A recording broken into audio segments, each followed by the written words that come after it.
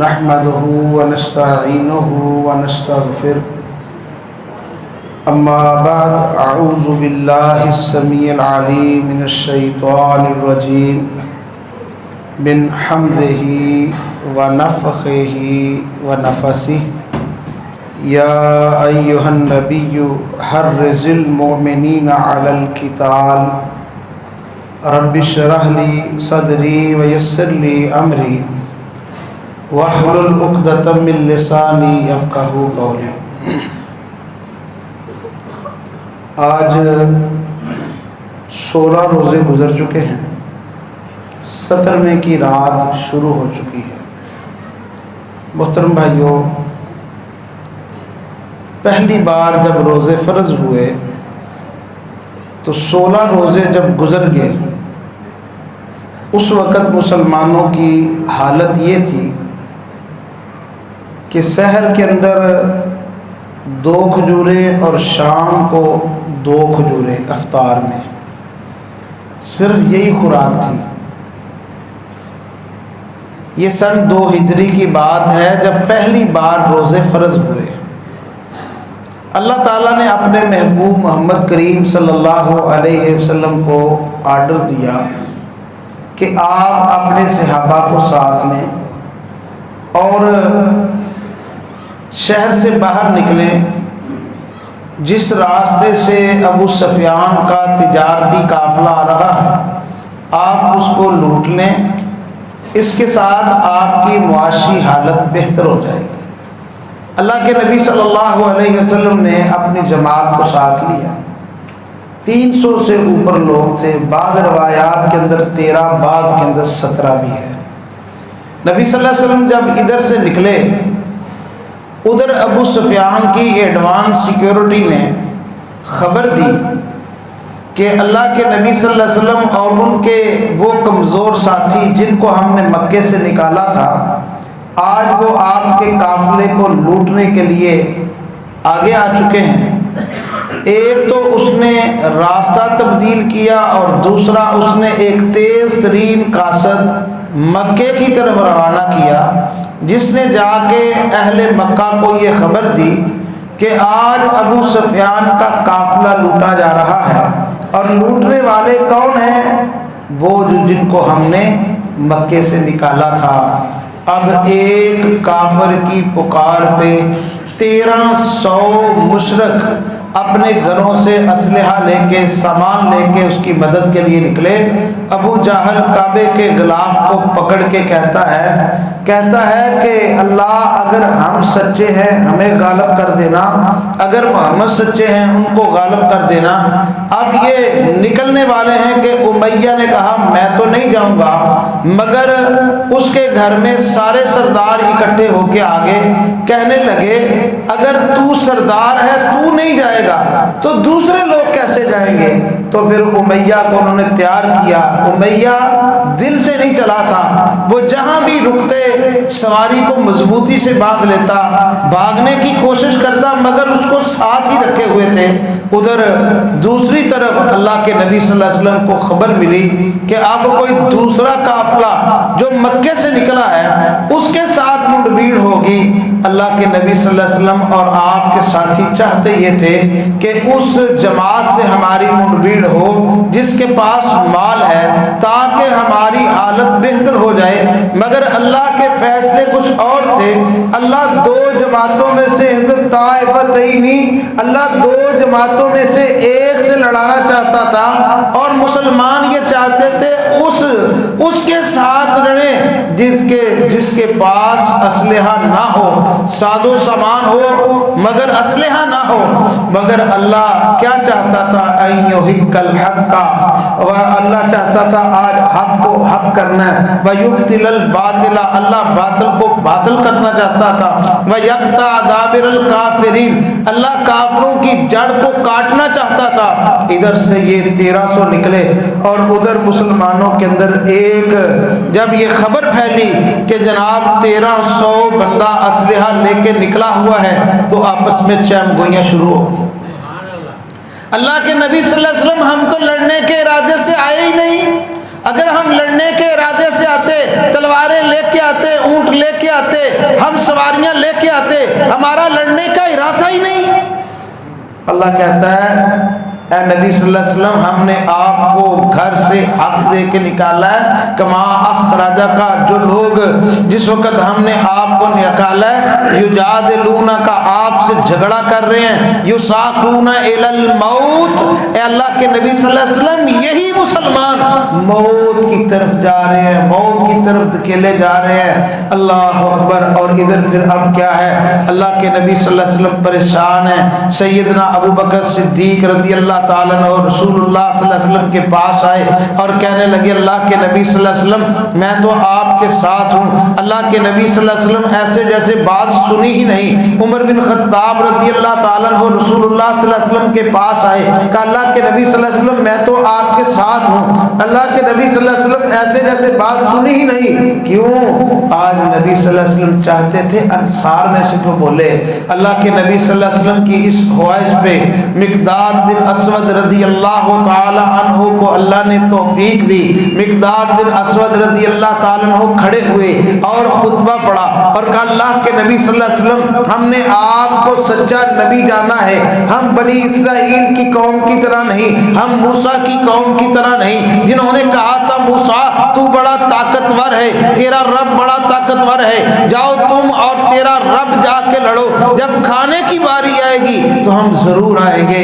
اللہ کے نبی صلی اللہ علیہ وسلم ہم نے آپ کو سچا نبی جانا ہے، آپ حکم کیجئے، ہم آپ کے دائیں لڑیں گے بائیں لڑیں گے۔ اللہ اکبر۔ سعد رضی اللہ تعالیٰ عنہ کھڑے ہوئے، کہا اللہ کے نبی صلی اللہ علیہ وسلم آپ حکم کیجئے، ہم اپنے گھوڑے سمندروں میں اتار دیں گے۔ یہ جوش اور جذبے کا، اللہ اکبر، جب یہ جوش اور جذبہ صحابہ کے اندر دیکھا گیا تو سارے صحابہ میں جذبہ بیدار ہو گیا، نعرہ تکبیر کا لگنے لگا، قوم کھڑی ہو گئی۔ اللہ کے نبی صلی اللہ علیہ وسلم نے فرمایا جن کے پاس چھڑیاں، جن کے پاس تلواریں نہیں، کھجور کی چھڑیاں توڑ لو۔ ادھر اللہ کے نبی صلی اللہ علیہ وسلم نے جماعت کھڑی کر لی، ادھر ابو جہل کا لشکر آ رہا ہے اور ایک سردار کھڑا ہو گیا جس کے ساتھ 300 لوگ تھے، کہنے لگا ابو جہل بات سنو، ہم آئے تھے ابو سفیان کے قافلے کو بچانے کے لیے، وہ تو بچ کے نکل گیا، اب ہم واپس نکلیں گے، آگے نہیں جائیں گے۔ ابو جہل کہنے لگا بات سنو، اگر تم جاتے ہو تو جاؤ، ہم تو اونٹ لے کے آئے ہیں، کجریاں لے کے آئے ہیں، شرابیں لے کے آئے ہیں، ہم تو فتح کا جشن منائیں گے پھر ہی واپس جائیں گے۔ یہ وہ 300 واپس ہوئے، یہ آگے بڑھے اور انہوں نے آ کے بدر کے کنویں کے اوپر قبضہ کر لیا۔ اب مسلمان جن کے پاس نہ تلواریں ہیں، جن کے پاس نہ ہتھیار ہیں اور ان کے پاس بدر کا کنواں بھی نہیں اور وہ پیاسے بھی ہیں، پانی بھی ختم ہے، سبحان اللہ۔ اللہ کے نبی صلی اللہ علیہ وسلم نے اس قوم کو کھڑا کر کے، اس جماعت کو کھڑا کر کے اپنے ہاتھوں کو بلند کر دیا۔ رب کہتا ہے استغیثون ربکم فاستجاب لکم، جب آپ اپنے رب سے مانگ رہے تھے، پکار کر رہے تھے، اللہ یہی وہ لوگ ہیں جو تیرا نام لینے والے ہیں، اگر آج یہ مٹ کے تیرا نام کون لے گا؟ سبحان اللہ۔ فرمایا فاستجاب لکم، میں تمہاری دعا کو قبول کر رہا تھا، صرف قبول نہیں کر رہا تھا، انی ممدکم بألف من الملائکہ، میں 1000 فرشتوں کی مدد کر رہا ہوں۔ سبحان اللہ۔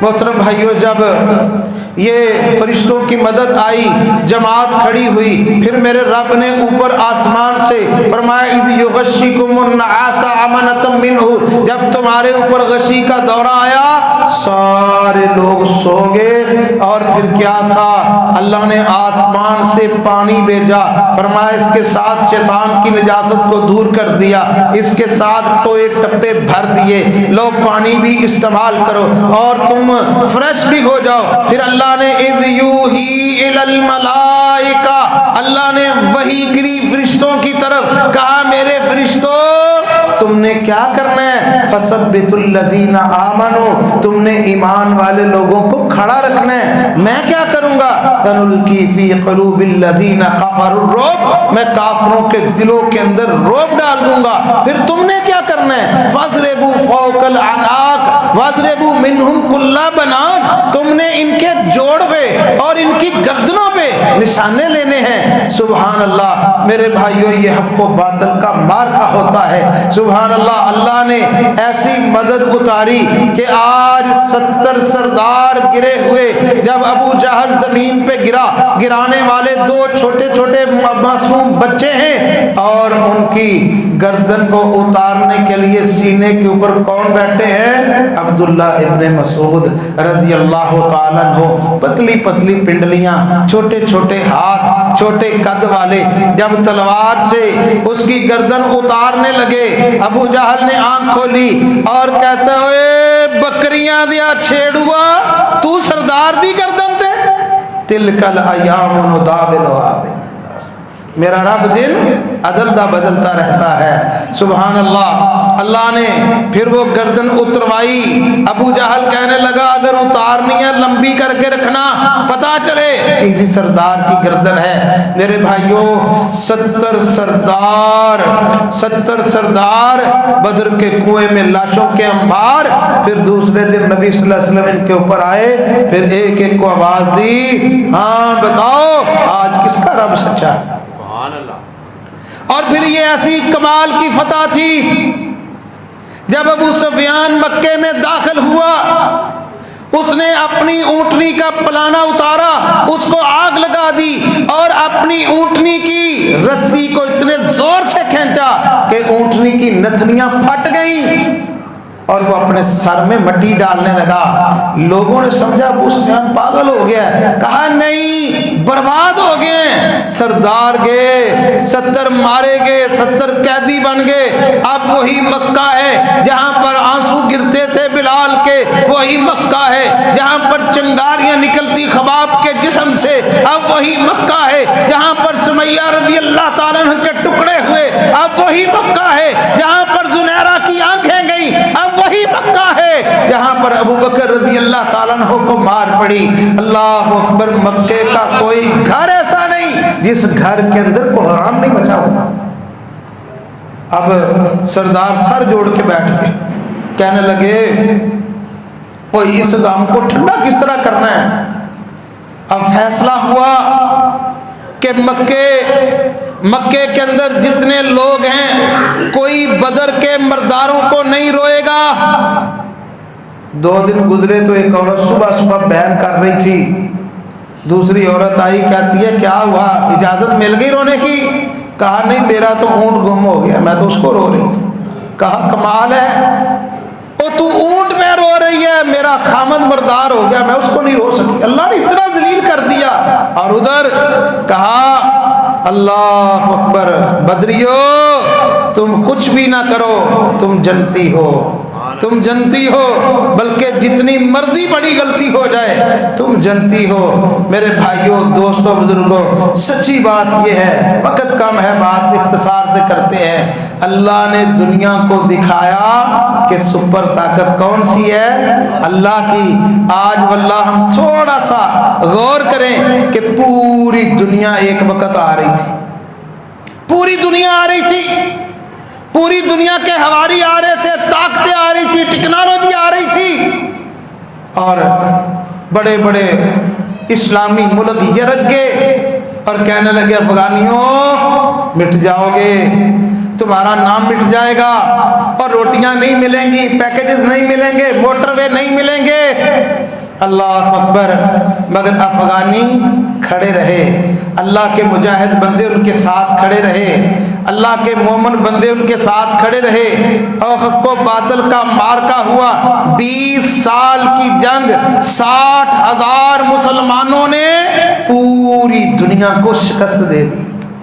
اور آج بھی اگر دنیا پہ لا الہ الا اللہ کے اوپر کوئی ملک کھڑا ہے، پاکستان کے بعد افغانستان ہے۔ پاکستان کی بدقسمتی کہ ہمیں تو حکمران ایسے ایک سے بڑھ کر ایک ملا ہے۔ میرے بھائیوں، افغانستان آج بھی اللہ کے فضل و کرم سے نہ انہوں نے IMF سے سود لیا ہے اور نہ ہی کسی کافر کے سامنے تلی کی ہے، اور آج بھی وہ لوگ کعبے کے ساتھ روزہ افطار کر لیتے ہیں مگر وہ کسی سے بھیک نہیں مانگتے۔ تو کیا خیال ہے جو ایسی قومیں ہیں ایسے لوگ ہیں، ان کو دنیا میں زندہ رہنا چاہیے کہ نہیں؟ ان کو پروموٹ کرنا چاہیے کہ نہیں؟ کیا ہم ان کی کو مدد کر سکتے ہیں؟ ہاں کر سکتے ہیں۔ وہ کیا مدد کر سکتے ہیں؟ آپ اپنی فصلوں کا عشر ان افغانیوں کو دے سکتے ہیں، ہم انشاءاللہ پہنچائیں گے۔ آپ ان کو اپنی فصلوں کا عشر دے سکتے ہیں، کوئی بڑی بات نہیں میں نے کی۔ واللہ یہ میل ہے آپ کے مال کی، اس وقت تک آپ کا مال پاک ہی نہیں ہوتا جب تک وہ میل نکل نہ جائے۔ کیوں نہ ہو کہ میں اپنا مال بھی پاک کر لوں اور اپنے مال کا وہ حصہ جس کو عشر کہتے ہیں، زکوٰۃ کہتے ہیں، میں اپنے ان افغان بھائیوں کو دوں جو آج اللہ کے لیے کھڑے، اللہ کے لیے کھڑے ہیں۔ تو میرے بھائیوں، آج کا جو میسج ہے وہ یہ ہے کہ اللہ کی طاقت سب سے بڑی ہے اور اللہ ہی مدد کرے تو فتح ملتی ہے، اور جب اللہ مدد کرنے پہ آتا ہے کمزور لوگوں کو طاقتور کے اوپر غالب کر دیتا ہے۔ تو آج کے اس دور کے اندر افغانستان کو ہمیں پروموٹ کرنا ہے، ان لوگوں کی مدد کرنی ہے۔ اللہ سے دعا ہے اللہ حق بات کو سمجھنے کی، عمل کرنے کی توفیق عطا فرمائے۔ جزاکم اللہ خیر فی الدنیا والآخرہ۔